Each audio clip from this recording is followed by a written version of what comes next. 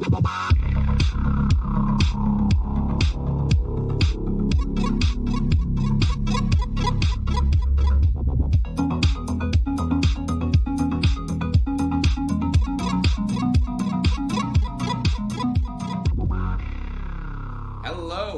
to the Unlucky Frog Gaming Podcast. You are joined by your two usual hosts here. We've got Tom Mannering. I'm back. He's back. He's made it out of that retirement do. How are you doing? And myself, Josh Hartley, by the way. How are you doing, Tom? I'm good. I've recovered from the retirement do as well.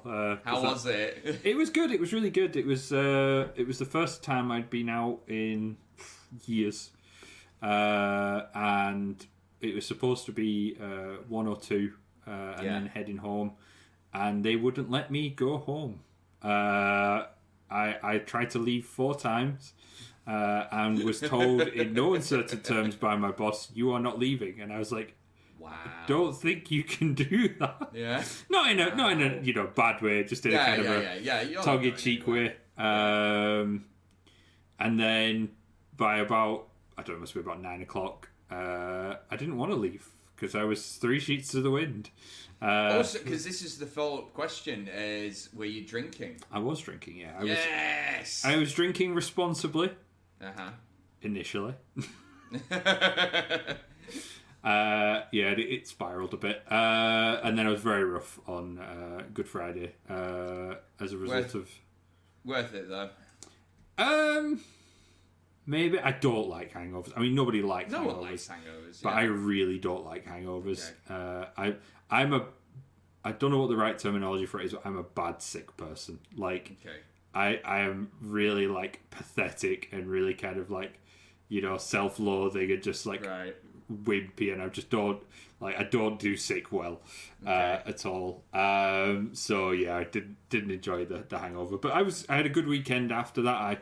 I played some 40k on Easter Monday with our good friend of the podcast, Scott Milne, and I won again because of course I did. I'm going to just steer into this winning streak. So hold on, what was the matchup? What were you playing exactly? So we played kind of a mock Crusade game. So we used sort of the Crusade rules just for the game itself, mainly because it was what I was familiar with, and Scott hasn't played with the new edition. Yeah. So I said, let's just use Crusade because I know Crusade. I played using my Genestealer cults, like just generic, not my Crusade force. And Scott was using his Tau, which was interesting. How are they? Because I haven't fought Tau yet. They're quite scary. So I think from Scott's perspective, Scott had never played before. He literally picked up the Tau Codex on his way over to my house. Right, yeah. So he had no idea what his army could do. And, whilst we did sort of stop at a few times for him to have a look, he missed things as the game went on. And, like, at the end of the game, he was like, I actually realised I could have done this and this and this. Yeah. That really would have helped him. But they are quite good. Like, they can shoot in combat. Like, they can shoot all their guns in combat. That was their big Achilles heel, and they fixed it. Yeah, so I charged sort of my Genestealers into him, and they did a number. Like, my Genestealers really kind of won the game for me.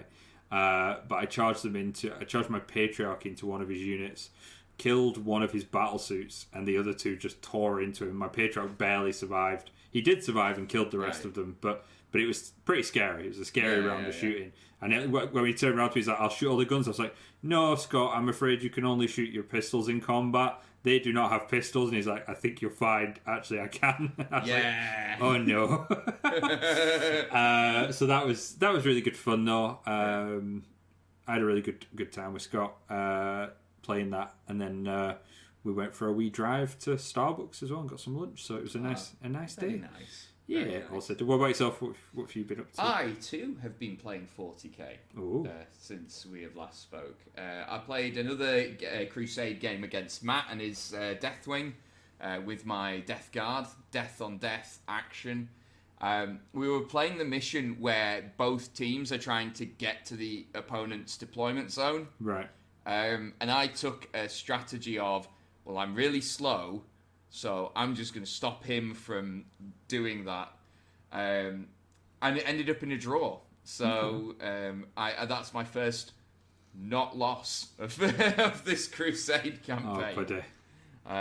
I will take it. But there were some really cool moments in it for me. I had one of my agendas from the Death Guard Codex is you can only take it if you're fighting Space Marines, and right. It's and you have to have a Plague Surgeon in your force as well. Yeah.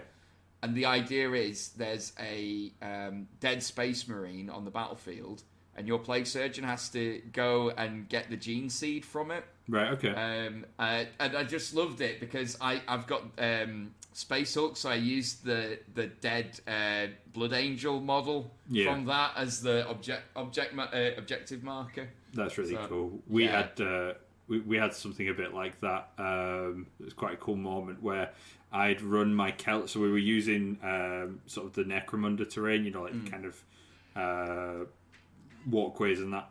Yeah. And I'd run my Kellamoth underneath the walkway, and the Kellamoth's the Pistolero guy, and Scott had his commander, like his really big battlesuit guy, like up on the walkway on the other side, and like my Kellamoth just kind of like popped out and just like shot him like loads of pistol shots.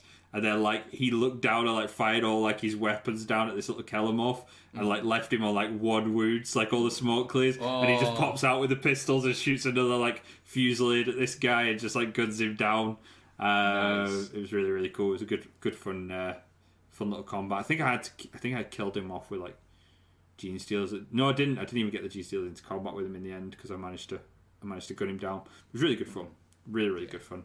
I'm really enjoying 40k at the moment. I'm a bit inspired. Yeah, you got the buzz. It's nice having that like sort of hobby buzz for a game. Yeah, we should arrange another weekend. We will. And hopefully Matt will be able to join us this time. Yeah, no, that'd be good. I've got a few bits and pieces going on at the moment. My mum's birthday's coming up and my dad's up, so I'll have to kind of work around that. But we'll get something else wrangled in sooner rather than later and get another game. I think Will's away this weekend as well. He's off to a tournament. Nice. He's been sending me his pictures of his painted army. So I say army, it's like 4 models because he's running giants and big dudes. Oh, so right, I see. He's going for like very high quality, like 4 model army. So there's some really nice pictures of that. If you follow Will on Instagram, a little bit of a plug for Will. Yep. I don't know his Instagram name, so go and look for Will and see what you find. Thank you. I'll put it in the links. It's fine. Yeah. Cool. Let's move on. We've got a couple of things we're wanting to discuss this week. Should we talk about our Star Wars game first and the twist? We've had a plot twist, folks. What a twist! A significant one. It turns out that Dave, who has been playing Finest Pilot in the Galaxy, Coro, has been a spy for the Imperials all along. And he has now betrayed us. And while we are on an Imperial planet, and shit has well and truly hit the fan for us. It has. It was a rough session for you guys. My R droid nearly got basically. I was very we don't like, just to give full context as well. We had also decided to split the party across this city to achieve like a various number of tasks. So I was all by myself in the spaceport as well.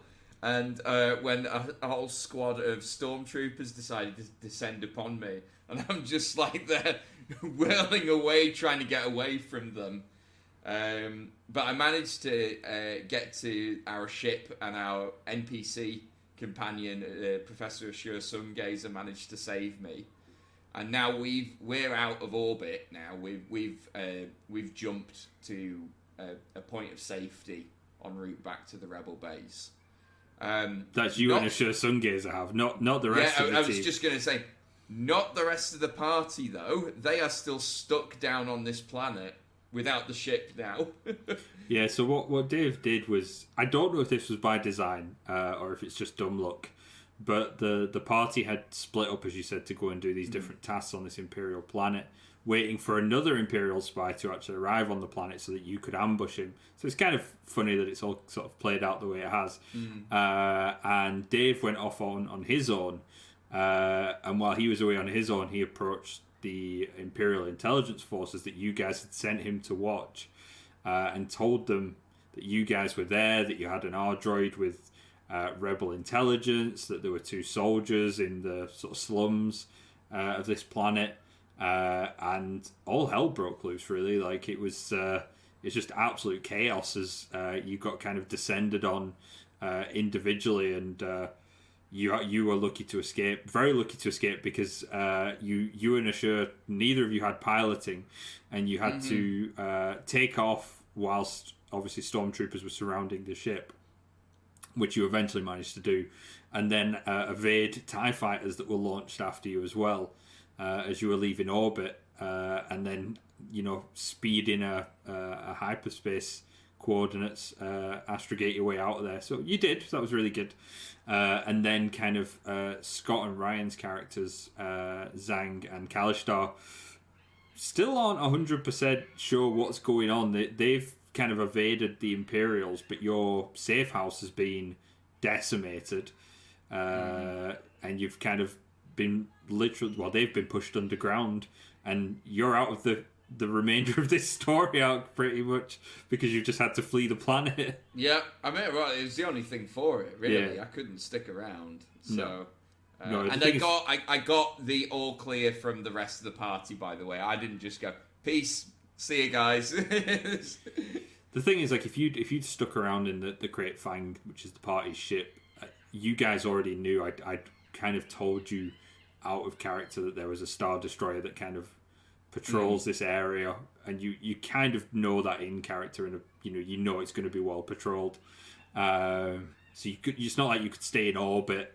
And you were talking about sort of landing on the planet, but you had TIE fighters following you, and they're just going to blow up the ship on when you land it. So you did the only thing you could do. Your choice was either to abandon the ship completely and hope for the best, or get out of orbit. And I think it's the right choice for you, because it's not even like if you went back to the planet, you could have made your way back to the party. So you're going to be picking up one of the NPCs for me kindly in the next session, and we'll see how it all goes. You guys are the other 2 are on their way to meet Dave to rescue him from being pinned down by the Imperials allegedly, but they're walking into an ambush. So there's been a bit of a dark conversation at the moment where this is all going a bit Rogue One-y, and it's not clear if the party are going to walk away from this one, or if this might well be the end of the Star Wars campaign, as you walk into an Imperial ambush and R3 flies into the sunset. We'll see what happens. It's been really fun. I've been waiting on it happening. And I did sort of prompt Dave before this part of the module and said, you're going to probably find yourself at a bit of a crossroads coming up, so you probably want to have a think about what route you take. And I didn't tell him one way or the other whether he decided to align himself with you guys and or the rebellion long term, or he decided to stay true to his Imperial roots and sell you out, and he went the sellout way. I mean, so long-time listeners will remember that I played a traitor in a previous campaign, or a hidden traitor in a previous campaign as well. But unfortunately, I got killed before I got to the payoff. So the thing that I loved about our session there was just seeing this payoff in the most spectacular fashion as well. It's made for a really cool story arc. Yeah. And it's going to be fun playing through. Everyone was great, by the way, for not like metagaming or anything. Like Scott and Ryan are playing it as if Dave is still their friend. Yep. So yeah, it's gonna be fun. I'm looking forward to seeing how this all pans out. It's gonna be brutal. There's no way it's not. I just can't. I've been sort of planning it out over the week since the session occurred, and I can't see a way it doesn't go brutally for someone.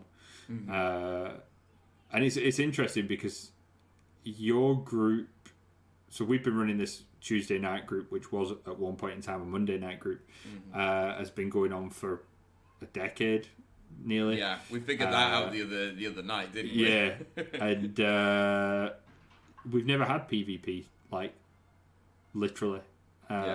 We've had some people who've been like dominated or charmed attack the party, but we've never had players have to actually stand on opposite sides of the field and engage one another, and that looks to be what's probably going to go down when they meet Koro, and either Koro won't walk away or the two of them won't walk away. Yeah. How do you, as a GM, how do you feel about like PvP and traitors and that sort of stuff? I don't love it.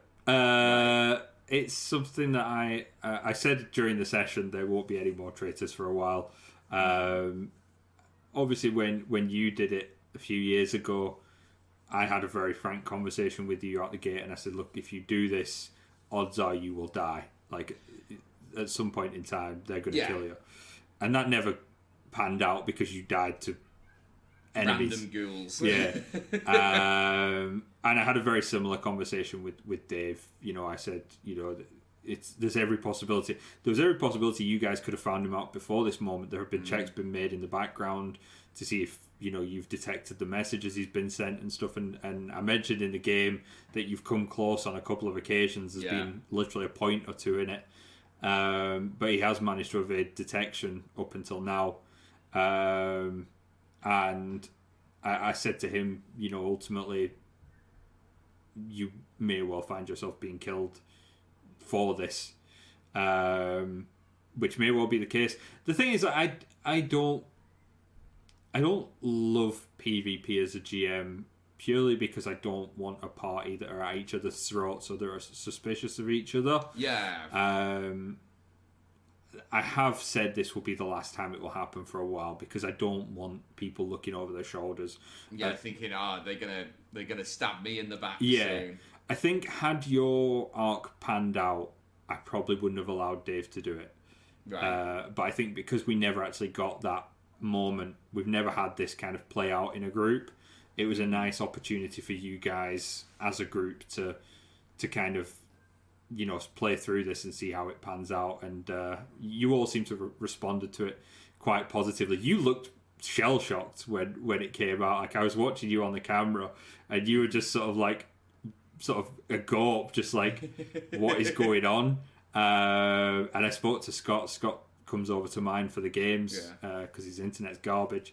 And he said, like, he said he had some suspicions, but not to the extent that it panned out, and he was a bit sort of surprised as well.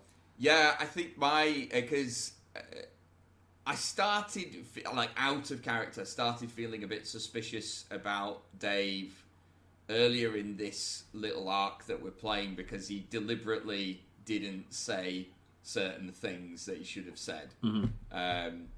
Which could have been someone forgetting to do something. Yeah. But I was like, this seems a bit...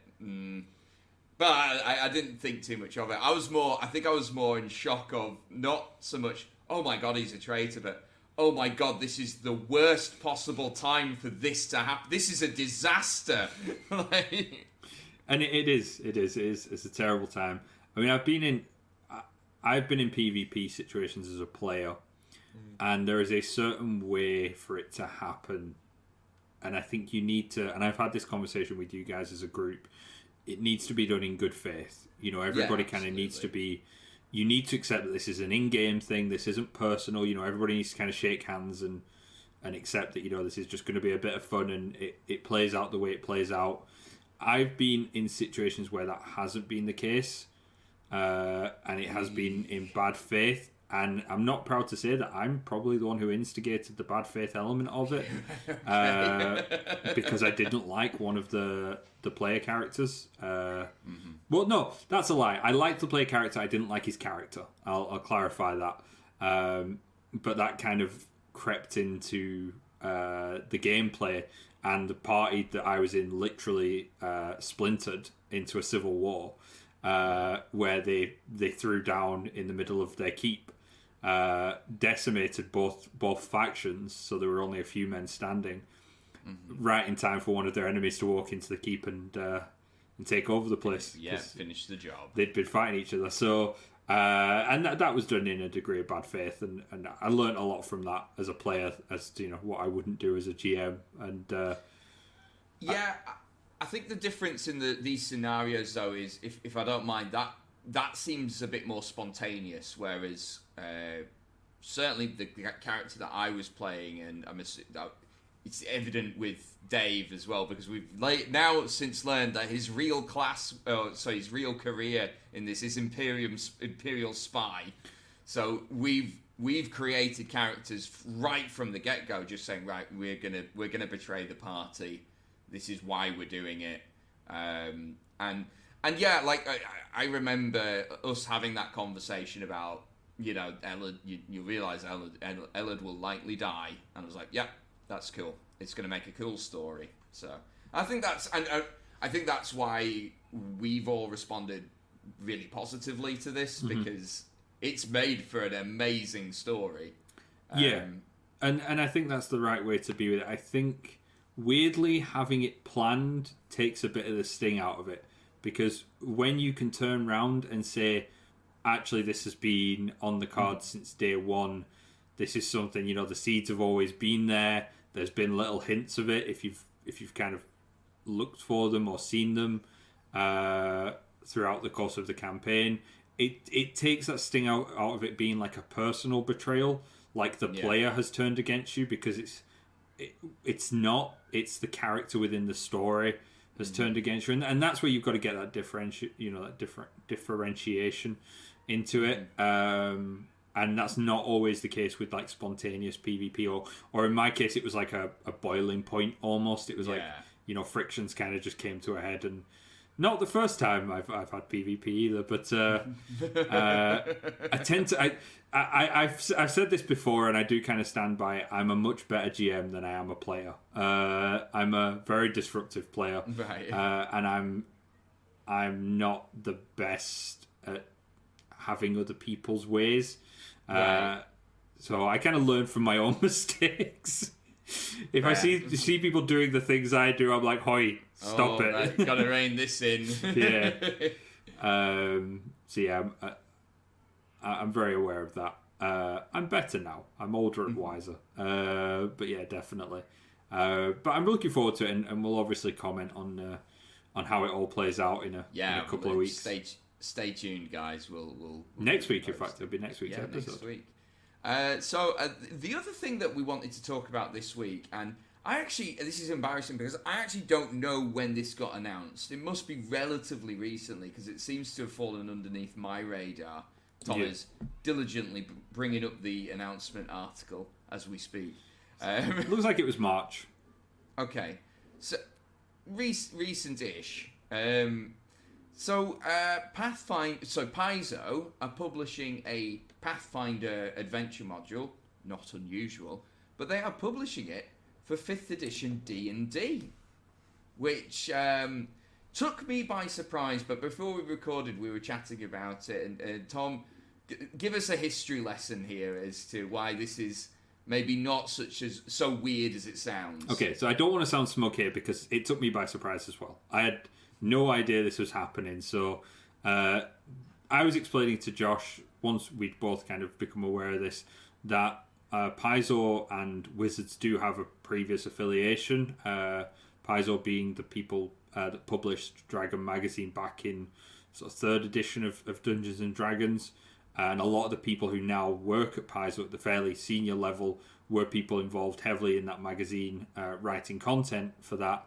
And subsequently, when they broke off fully to be Paizo itself, they published modules for Golarion, which is the setting that Pathfinder is set in, but they used the rules for Dungeons and Dragons 3.5. This was before Pathfinder was really a thing, and it had its own rule set.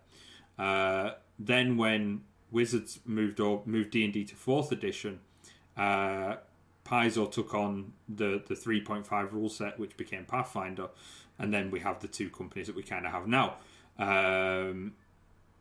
What's interesting is that since that divide, if you will, since Pathfinder became its own thing and 4th edition and subsequently 5th edition became their own thing, we haven't really seen any cross-pollination between the two. You know, they've kind of sat on their own sides of the fence and they've been their own things.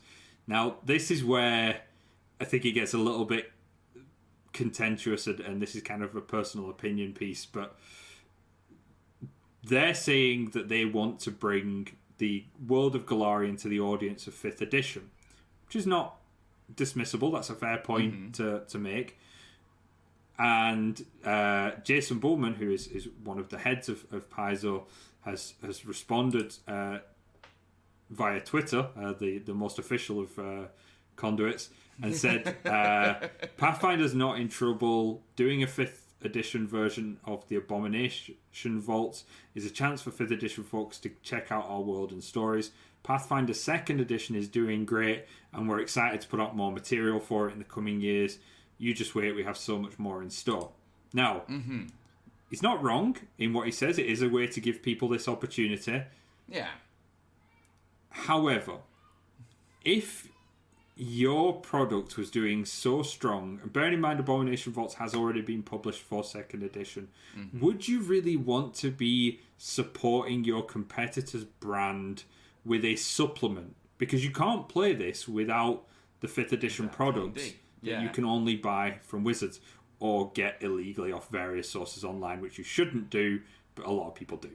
And that's kind of where my head is, and that's further kind of supported.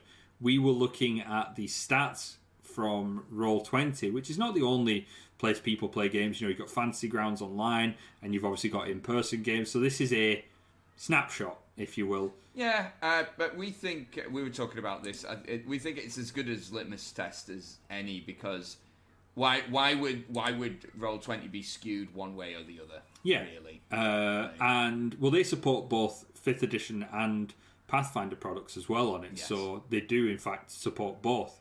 So looking at that, if you look at their quarterly report from the end of 2021, we're getting quite nerdy here talking quarterly reports, but bear with us. The majority of the games run on there, 55% of the games run on Roll20 are Dungeons and Dragons 5th edition. It's staggering. That's humongous. Comparatively, the next highest system in the fantasy genre is not Pathfinder 2nd edition. It's Pathfinder 1st edition, which is 3.3%, which is such a speck of that compared to that 55%. And then 2nd edition, the game that is doing strongly, is at 1.14%, which is less than it's just less than a third. 3 times as many people are playing the 1st edition. The 1st edition. And I said to Josh, we looked at the quarter 1 reports for this beforehand, and I said, oh, well, you know, you'll probably see 1st edition start to drop down and 2nd edition drop off as because people have long-running campaigns. We were one of them. Yeah. You know, we contributed to these stats. So as those sort of 1st edition campaigns finish and more content comes out for 2nd edition, you'll probably see a shift. But that's not what we've seen. We've actually seen an increase in... well, not an increase. We've seen 1st edition stay higher and 2nd edition get lower, which is insane for something that is supposedly doing well. So I don't really buy into it, to be honest. And I think this is kind of Paizo's way to dip their toe in 5th edition's well, you know, and get a bit of that wealth. And I don't begrudge them it. I actually think it... I don't know if it makes sense. It's a smart move. Now, when you put everything into context, it's like, that makes sense. Yeah, just do supplements for the really successful system. Yeah, and that's what they used to do. And I mean, I don't know. I don't want to see Pathfinder fail, right? This is the thing. I said this to you before we started recording. I love Pathfinder. I love 1st edition It's very rules heavy. It's very crunchy. But there is a place for it, especially in my heart, because it's a system that I really kind of grew into roleplay. You know, I started roleplaying with D&D when I was like a teenager and stuff, but I got really heavy into my roleplaying when I started doing like the campaign with you guys and like PFS and doing all the stuff there, and like, you know, being the venture captain for Scotland. You know, it's a lot of funness for me in Pathfinder. I don't really care for second edition, but I still support first edition in running it and playing it. I was playing it literally last night. So I would love to see it succeed, but, you know, the numbers don't lie. You know, 5th edition is clearly the stronger system. So I've got a couple of follow-up questions here, because when you talk about your love of Pathfinder, you talk a lot about the rules and mechanics there. How do you feel about the setting? I love the setting as well. So Pathfinder Society is set in Golarion. It's in their official setting. It's actually a really... So it's a really lazy setting in a lot of ways, because it basically has everything. It has like... Yeah. They have, you know, a sort of samurai Eastern analog. They have, you know, a futuristic location. They have like a Western location. They have a horror location. So they basically kind of, their countries sort of encapsulate certain moods or genre styles or like, tropes. Yeah. That you might want to play in, you know. So if you want to play in a horror setting, you're playing like Ustalav. If you want to play in like a demon setting, you're playing like the World Wound or Last Wall. If you want to play in, you know, the sort of samurais and ninjas and things like that, you could play in places like Minkai and Tianzia, and all these kinds of places. And whilst it is to a degree a little lazy, it actually kind of works. And it's a lot of fun. And like, I ran, so like our first campaign when myself and Josh started playing together was set in Golarion, and it was set in Absalom, which was the Agents of the Valkyr, which then kind of grew into its own thing. I run a Saturday night campaign, which is set in Golarion, based out of Andoran. I play a game every other Wednesday, which is set in a combination of Last Wall and Ustalav. We kind of jump between the two. So I love it. I think it's a great setting. I think it would... I'm interested to see how much of this adventure module ports the setting for 5th edition as well. Well, I've got to imagine it's a lot. Because this is it. To me, this is the USP for this module. This is how you can use 5th edition and run a game set in Golarion. You know, so I've got to imagine that they've put a lot of flavour into it. One of the strengths of 5th edition is because it is generally setting androgynous. You know, it's kind of, it can be any setting. Yeah. Setting universal is probably a better way of putting that. You can basically port any setting onto it, which is exactly what Wizards do. You know, they have like setting books for Critical Role, Forgotten Realms, Eberron, Ravenloft, you know. You've got and all the magic stuff as well. So you've got a wealth of different settings that bolt onto the rules. And it's not hard to actually do that. Even with like deities and things like that, they actually port over very, very easily because I've done it. So I know it's actually really easy to port over deities from different rule settings. So I don't think that'll be an issue. And that's one of the benefits of 5th edition. Now, Pathfinder can actually do that as well, but they tend to be a little tighter bound to their own setting and gods for good reason. You know, that's where their money is. So I think it's a benefit of 5th edition. It's something that it's why they're going to be doing it, and it'd be an easy thing for them to do for the most part. I think the only thing I would think is going to be a challenge is if you've never played in Golarion, you've never played Pathfinder, maybe. It's gonna be kind of a harder sell, I think, for you, because they're saying obviously we want to introduce this to like people that haven't seen our world, our setting, our stories, and I agree with them. And I suppose like the question is like, okay, why do I want to set a game in Golarion as opposed to the Forgotten Realms? Yeah, and that's because they are similar flavors of fantasy. I'll say I think Galarian's more diverse in its like influences. I'm not too au fait with the setting of the Forgotten Realms, but stuff that you've been describing there, like a near science fiction setting, or like a Far Eastern setting and the like. I don't know if they exist. They do have analogues to a degree, but not as stark. It's probably not as pronounced. Yeah, as, yeah. Galarian has no issues having, a wilderness next to a sci-fi continent. Pirates versus ninjas. Yeah, you can literally do that very easily. In fact, I think there is a module that has pirates versus ninjas in it. Yes. Pathfinder. Why did we never play that, Tom? There's a lot of modules we haven't played, mate. Yeah. The thing is, like, one thing I always really liked Paizo for was they never shied away from kind of going a bit gonzo and going a bit kind of like, there's a module where you get teleported to not even Soviet Russia, like pre-Soviet Russia, and fight Rasputin. Like, it's... Yeah, love it. Like, it's mental. You normally only ever see that sort of stuff in comics. Yeah. And there's loads of stuff like that where, they really kind of, like, just kind of go a bit mental. And you don't see that quite as much in modern day 5th edition. They have done it a little bit more, like Descent into Avernus, which you're playing through, aren't you? Hopefully This isn't a spoiler for you. I'm hoping that you're past this part. But we are in Avernus and we've ridden the war machine. Okay, that's what I was going to talk about.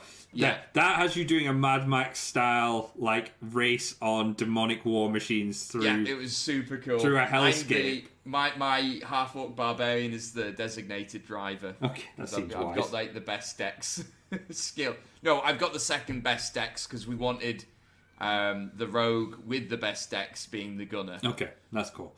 So that was a bit more like, I was like, okay, that's them going a little bit more in that line, which I thought was really cool as well. So that they are clearly opening up to a bit more outlandish content, which is not necessarily a bad thing. So yeah, I think I'm not against it, right? That's the bottom line. I think maybe Paizo are being a bit. And I mean, they can't say, right? You can't say our product's doing shit. Like, that's not the right thing to do from a business perspective. But I think being like, our product's strong and our future's, the future's orange and all this lot, like, is maybe a bit more cocksure than I would be comfortable being if I were them when I'm releasing products for our main rival. But who knows? Maybe it will be the bolster that they need. Maybe it'll draw some people over. Who knows? Who can say? And at the very least, it's more content for 5th edition. So, yeah, which is never a bad thing. That's a win, really. Yeah. I would run it. That I'll say that. I would run it. All right. Okay. The one thing that I was a bit gutted about is Paizo are still doing really good modules. I've picked up a few of the modules, just the PDFs. I've picked up a few of the PDFs for their newer 2nd edition modules because I'm interested in the story and what tales they're telling, and they look to be really interesting. They look to be really cool content, but I would never. I don't have the time to convert them to 1st edition, and I probably wouldn't run them. But this way, who knows? I have a wealth of 5th edition books. I have everything I need to run it. I might well pick it up and give it a run. Because I can. Yeah, why not? Right, so that's just about all we've got time for. Just before we sign off, though, a regular reminder that if you do like what you're listening to and you want to show your support to us, you can do so by going to our Patreon and donating as little as £1 or $1, and just all goes towards the running costs of the podcast as well. And if you can't do that, Tom, what can they do? They can like us, they can share us, they can rate us, they can give us a review, they can do any of the social media things Yes, the social media call to arms stuff. Yeah, like share us on Twitter, Instagram, your OnlyFans. You know the drill. Yeah. Anyway, thank you as always for listening, guys, and until next time, take care. Bye. Bye.